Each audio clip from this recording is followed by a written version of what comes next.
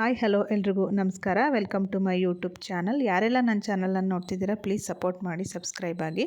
ನಾನಿವತ್ತು ನಿಮ್ಮ ಜೊತೆ ಚಿಕನ್ ಗೀ ರೋಸ್ಟ್ ರೆಸಿಪಿನ ಶೇರ್ ಮಾಡ್ಕೊತಾ ಇದ್ದೀನಿ. ಇದನ್ನು ಮಾಡಲಿಕ್ಕೆ ನಾನಿಲ್ಲಿ 250 ಗ್ರಾಮ್ ಆಗೋಷ್ಟು ಚಿಕನ್ನ ತೊಗೊಂಡಿದ್ದೀನಿ. ಸ್ವಲ್ಪ ಶುಂಠಿ ಬೆಳ್ಳುಳ್ಳಿ ಪೇಸ್ಟು ಮತ್ತು ಸ್ವಲ್ಪ ಅರಿಶಿನ, ಮಾಡಲಿಕ್ಕೆ ತುಪ್ಪ, ರುಚಿಗೆ ತಕ್ಕಷ್ಟು ಉಪ್ಪು, 1 ಸ್ಪೂನ್ ಆಗೋಷ್ಟು ಮೆಣಸು, ಕಾಳು ಮೆಣಸು ತೊಗೊಂಡಿದ್ದೀನಿ, ಅರ್ಧ ಸ್ಪೂನ್ ಆಗೋಷ್ಟು ಜೀರಿಗೆನ ತೊಗೊಂಡಿದ್ದೀನಿ.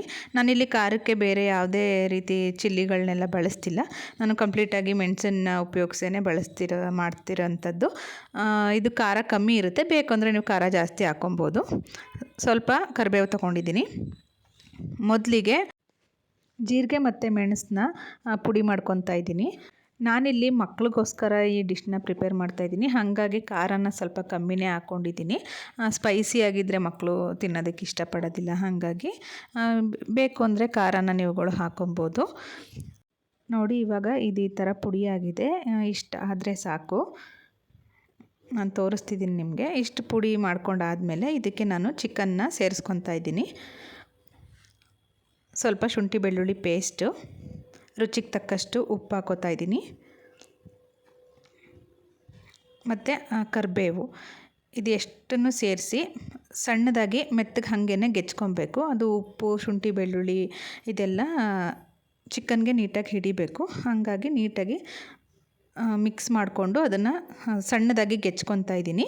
ಮತ್ತು ಸ್ವಲ್ಪ ತುಪ್ಪನೂ ಹಾಕ್ಕೊತಾ ಇದ್ದೀನಿ. ಇದನ್ನೆಲ್ಲ ಹಾಕೋದ್ರಿಂದ ಒಳ್ಳೆ ಫ್ಲೇವರ್ ಬರುತ್ತೆ ಚಿಕನ್ನಿಗೆ. ಉಪ್ಪು ಖಾರ ಅನ್ನೋದು ಈ ಮಸಾಲೆ ತುಂಬ ಚೆನ್ನಾಗಿ ಹಿಡಿಯುತ್ತೆ.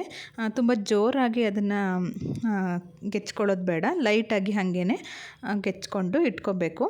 ನಾನಿಲ್ಲಿ ಒಂದು ಪ್ಯಾನ್ನ ಇಟ್ಕೊಂಡು ಅದಕ್ಕೆ 2 ಸ್ಪೂನ್ ಆಗೋಷ್ಟು ತುಪ್ಪನ ಹಾಕ್ಕೊತಿದ್ದೀನಿ.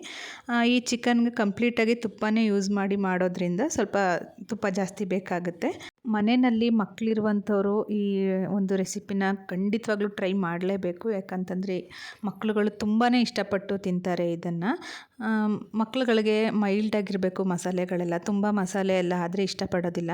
ಹಾಗಾಗಿ ಇದು ಖಾರ ಮತ್ತು ಉಪ್ಪು ಎಲ್ಲ ಕಮ್ಮಿಯಾಗಿ ತುಪ್ಪದಲ್ಲಿ ರೋಸ್ಟ್ ಆಗಿರೋದ್ರಿಂದ ಒಳ್ಳೆ ಘಮ ಬರ್ತಿರುತ್ತೆ, ಫ್ಲೇವರ್ ಎಲ್ಲ ಚೆನ್ನಾಗಿರುತ್ತೆ. ಹಾಗಾಗಿ ಮಕ್ಕಳು ತುಂಬ ಇಷ್ಟಪಟ್ಟು ತಿಂತಾರೆ. ತುಪ್ಪ ಬಿಸಿ ಆದಮೇಲೆ ನಾನು ಆವಾಗಲೇ ಗೆಜ್ಜಿಟ್ಕೊಂಡಿದ್ನಲ್ವ ಎಲ್ಲ ಮಸಾಲೆಗಳನ್ನೆಲ್ಲ ಹಾಕಿ ಆ ಚಿಕನ್ನನ್ನು ಸೇರಿಸ್ಕೊತಾ ಇದ್ದೀನಿ.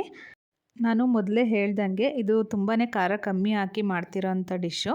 ಯಾರಿಗಾದರೂ ಖಾರ ಬೇಕು ಅಂತಂದರೆ ಈ ಹಂತದಲ್ಲಿ ಚಿಕನ್ ಹಾಕೋಕ್ಕೂ ಮುಂಚೆನೇ ಹಸಿರು ಮೆಣಸಿಕಾಯಿನ ಹಾಕೊಬೋದು. ನೋಡಿ, ಚಿಕನ್ನ ಹೀಗೆ ತುಪ್ಪದಲ್ಲಿ ನೀಟಾಗಿ ಹುರ್ಕೊತಾ ಇದ್ದೀನಿ. ಇದಕ್ಕೆ ಯಾವುದೇ ರೀತಿ ನೀರೆಲ್ಲ ಆ್ಯಡ್ ಮಾಡೋದು ಬೇಕಾಗಲ್ಲ. ಅದರಲ್ಲೇ ಚಿಕನ್ನಲ್ಲೇ ನೀರು ಬಿಡುತ್ತಲ್ಲ, ಅದರಲ್ಲೇ ನೀಟಾಗಿ ಬೇಯಿಸ್ಕೊಬೇಕು. ಈ ಥರ ನೀಟಾಗಿ ಒಂದು ಮಿಕ್ಸ್ ಮಾಡಿಕೊಂಡು ಇದಕ್ಕೆ ಸ್ವಲ್ಪ ಅರಿಶಿನ ಹಾಕ್ಕೊತಿದ್ದೀನಿ. ಅರಿಶಿನ ಏನಕ್ಕಂತಂದರೆ ಚಿಕನ್ನಲ್ಲಿರುವಂಥ ಹಸಿ ವಾಸನೆ ಎಲ್ಲ ಹೋಗಬೇಕಲ್ಲ, ಆ ಸ್ಮೆಲ್ ಕಮ್ಮಿ ಆಗೋದಕ್ಕೋಸ್ಕರ ಸ್ವಲ್ಪ ಅರಿಶಿನ ಹಾಕ್ಕೊತಾ ಇದ್ದೀನಿ.